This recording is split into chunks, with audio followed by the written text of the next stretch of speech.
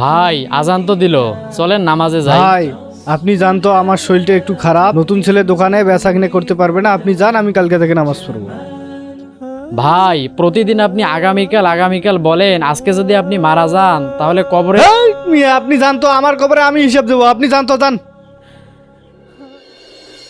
जानम फिदाए हैदरी या ভাই কাউকে খুঁজতেছেন নাকি?